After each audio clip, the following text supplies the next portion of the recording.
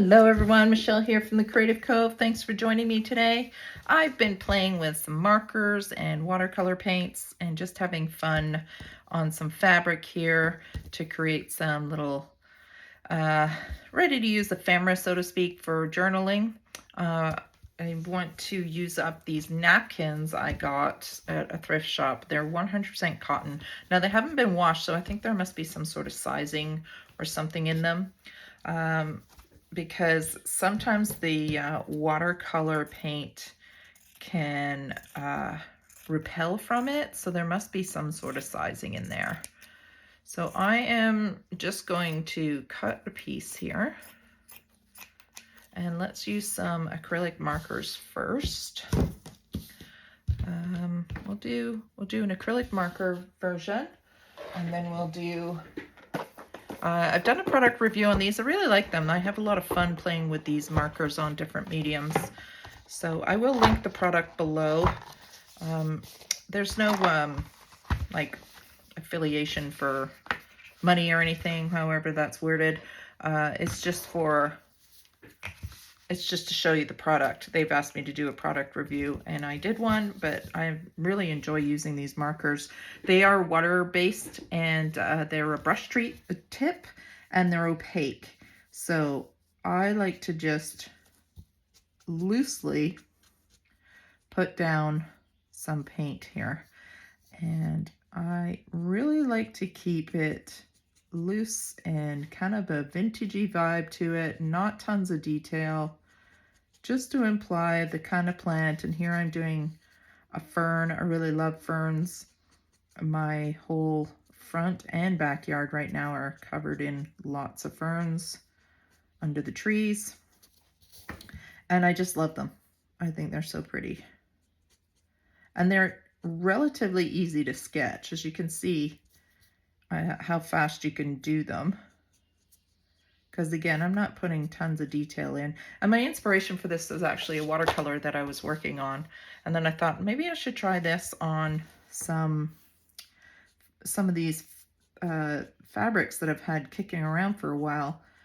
And I forgot I had these really pretty napkins, and I've been wanting to do something a little different other than just sketching. I really like to introduce different materials into my journals, whether it's metal or fabric, paper, just a range of textiles, you know. So I'm just going to use this solid color here to start, and then we'll try some watercolor paint. Okay, so I'm just going to leave that.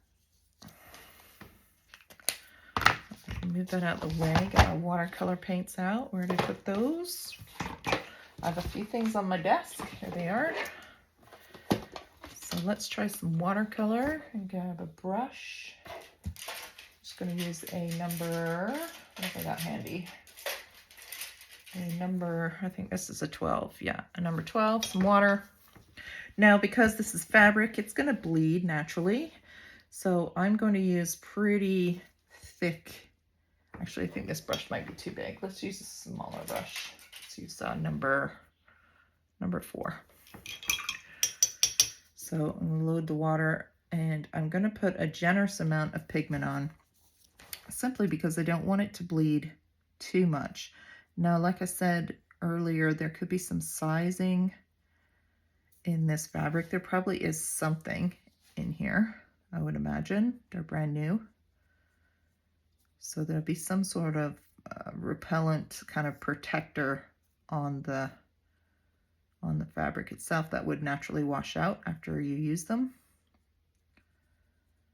So it may bleed more if there is no sizing in there. Now this is just going into a journal. This is not going into the washing machine, so I'm not worried about it. Again, you can see the ferns are quite easy to paint here, even on fabric that has quite a bit of texture to it.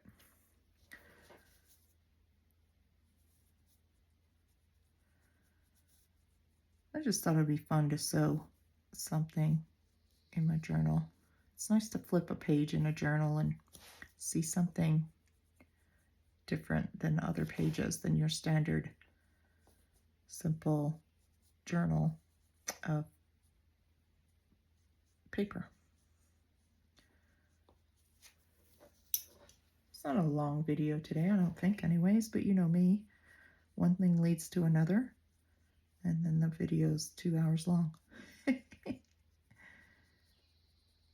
I'm slowly trying to get back into filming videos.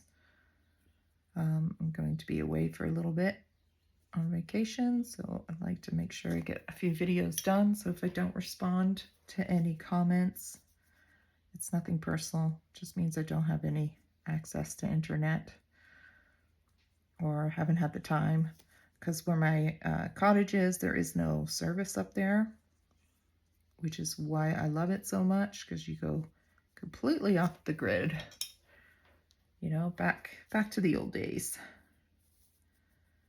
where you can't really communicate, but you're not bombarded by social media either. So it's a nice little break. So it's not bleeding too bad. Like I said, though, I am using the paint quite thick. And as you can see, I draw the line of what I want, and then I pull the paint in to the stem. That way I get pretty consistent marks. All right, we'll let that one dry too. I'm going to go back to this one because it's acrylic paint. It dries relatively quickly. And let's put maybe a light green highlight in some of this.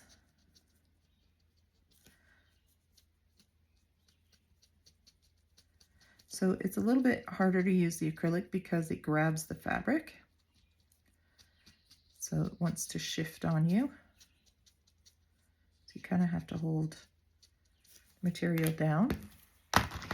It's a little brown in this one. Warm it up a bit.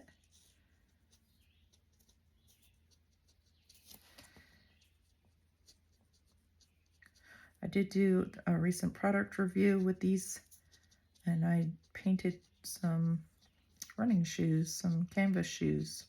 That was really fun. That's another reason I'm using up this fabric today. I really enjoyed doing that. And then maybe for this one, we use a little black pen. Let's see, what have I got? I got a Sharpie here. Again, that's not gonna work. I'm not worried about it bleeding or anything like that, simply because I'm not going to be putting it into the washing machine. So this is Made Japan marker. I'm not sure where it came from, sorry. I have a collection of pens, and I never know where they're from for the majority of the time. This is like a felt tip. So I think I'll do something dramatic on this side. So I'm just outlining some of the lines.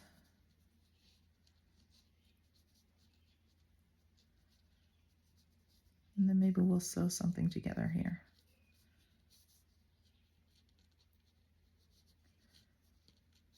I think the puppy is finally asleep. For 5 minutes anyways. So there we go. A little bit more brown under there. And then for this one, I think what we'll do is maybe dilute the paint a little bit. Wet it. See if we can drop, maybe try this gold. Let's try some gold paint. Just drop a little bit on, see if it does anything. Because like I said, the fabric will only absorb so much with the sizing in it.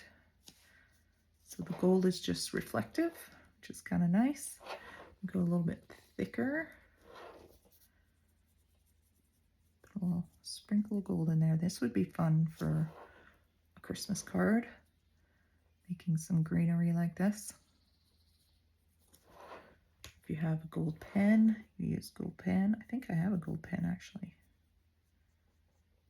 but I'd have to wait for this to dry. So I don't know if you can see that or not, a little bit of reflective gold. And then maybe because I did that, I might put a little bit of gold in this one, just to lighten it up a little bit. Because we can do whatever we want when we're being creative. That's pretty. I like that. All right, so there we go. On fabric, let's see what we want to do with it. And put these out of the way. Oh, I spoke too soon. The dog's awake. So I have some papers here.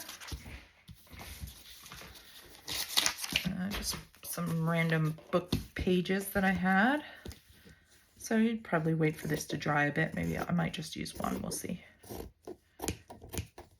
Oh, this one here too. You saw it. It's marker with those acrylic markers I just showed you, and then I did a wash of watercolor behind it, so it's still a bit damp. But you can see the sizing. So here the watercolor absorbed what seemed to be much faster than here. So I guess the sizing in the fabric was lighter in this area than out here, and the water repels more. So it makes for some cool results. I think I'm gonna fray around the edge. Just for fun. And then I'm gonna get my sewing machine out. I'm not gonna sew on camera just because the angle of my camera won't pick it up anyways. But you'll be able to see what I'm doing in a second. And you can fray a lot of this if you have the patience, which I don't. So you can stamp lines here. You can do whatever you want. I'm going to trim it down.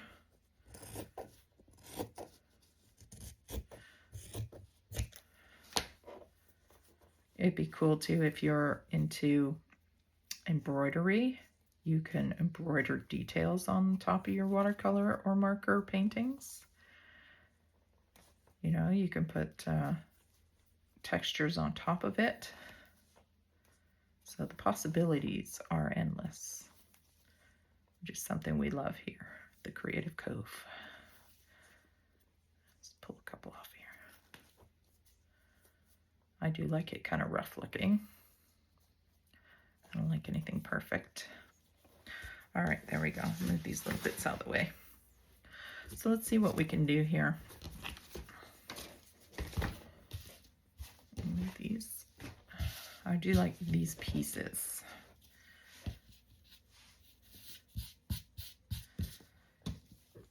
Move the scraps out of the way. Make sure I'm in frame. Am I in frame? I hope so.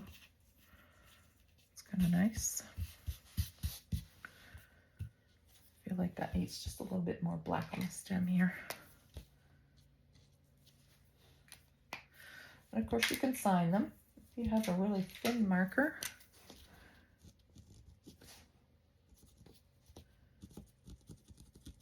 Because they are little works of art. At least I think so.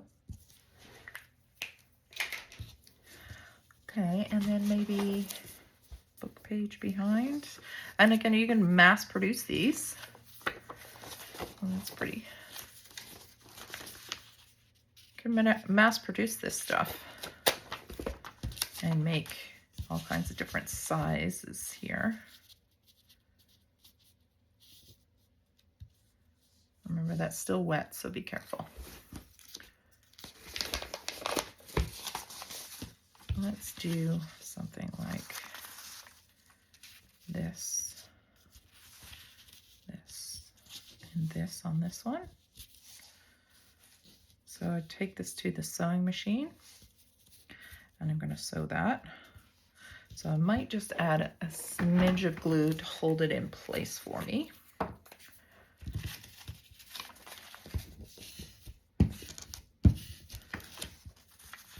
Just a smidge. Line these up.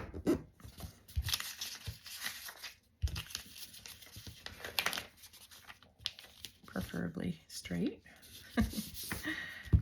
here. I don't want to add too much because the glue can gunk up my sewing machine. And then that goes on there.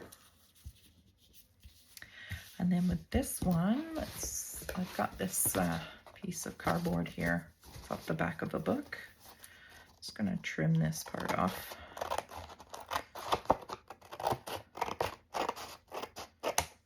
Put this here, like that. That's kind of pretty. And then maybe fold this in half, and then we can do, say, a little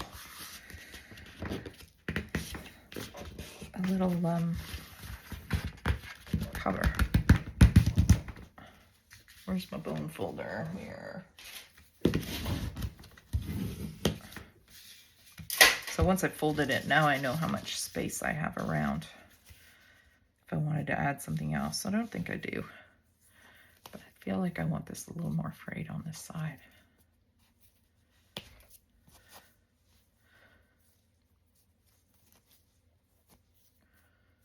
And of course, you can use acrylic paints if you don't have acrylic markers. Just gotta watch the water, how much water you use. It really depends on the fabric is what I would say. You know, like if the fabric is really absorbent, like a cotton that has no sizing in it, it's gonna spread. Now the acrylic markers, you'd have a little bit more control. I like that. Okay, I'm gonna sew. Okay, so I sewed around. This one I did zigzag all the way around, and as you can see, I didn't even sew it straight. And then this one, I bunched it up a little bit here, but again, I'm not a perfectionist, so it doesn't bother me. So my finger rubbed up against it and got it kind of dirty, but that's okay too, because I want to add a little bit of ink to the overall look. So I would recommend that you do let it dry before you proceed. But you guys know me. I am not patient. So you can see I'm just kind of dirtying it up anyways, because I like that look of vintage. Sorry, it moves my camera. Get the frayed edges going. And I love this sort of thing. It's just like the simplest kind of work of art you can add to a journal, and you can really make a bunch of them really quick. You saw how easy it was to draw those, in the sense that it's really, you don't overthink it, you just go for it. So I'm gonna see if this will actually transfer. No, I think this ink might be a little bit too dry. Let's try this one. So I'm just gonna use my illegible handwriting stamp here. I think I'd like a little bit more texture in my overall design. Just a little something. That's it. I really like those. I think they're fun to use in a journal. Let's see if I've got a journal I can add this to. These might not quite be, it might be too big, so I might have to chop it down a little bit. But even that, like even just putting some spare pages in there to create a little additional piece in your journal is really cute. Be cute right here. Let's see how I can chop it down without eliminating all of the texture we added.